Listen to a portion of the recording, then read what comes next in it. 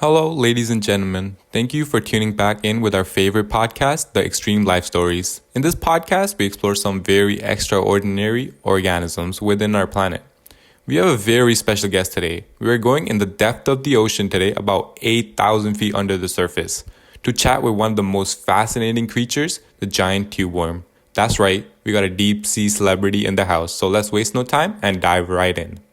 So, giant tube worm, tell us what makes you so extreme. Well, first and foremost, I live in one of the toughest environments on the planet, which are the hydrothermal vents.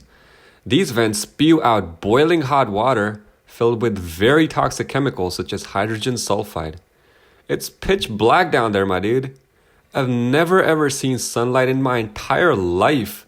And the pressure? It's absolutely crushing. It's basically 100 times the pressure you feel at sea level. But me? I love it down there, my dude. That sounds like the last place on the planet I would want to live. Anyways, so do you actually prefer it down there or can you be that tough anywhere else? I'm not just tough. I thrive down there. Hydrothermal vents aren't just where I live. They are my entire support system, man. The chemicals the vents spew out in the water are what keep me alive, man. Without them, I would not survive and be here today in front of you. So yeah, sure, it's extreme for a lot of different life forms, but for me, it's home sweet home, baby. That's fascinating to say the least. But how do you pull it off? I mean, no mouth, no stomach. How do you even eat food? Well, that's the cool part. I have a very special relationship with the bacteria that live inside me, man. These bacteria are like my personal chefs.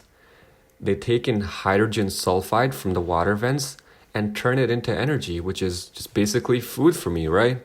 And of course, I help them out too and take care of them. You've probably noticed my bright red plume. That's where I collect sulfide, oxygen, and carbon dioxide from the water, man. My blood has special hemoglobin that can carry all those things without letting the sulfide poison my body. I'm just cool like that, man. And I then send out the bacteria buddies and they do the rest of the work. It's teamwork at its best, man. So you're basically a factory for your bacteria partners? Yeah, you got it, man. We're a package deal.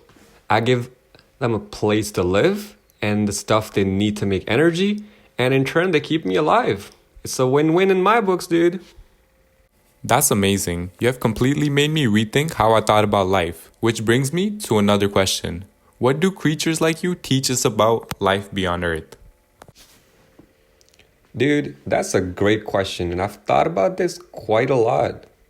The fact that I can live without sunlight and rely on chemicals for energy must mean life could exist somewhere else where we would never expect.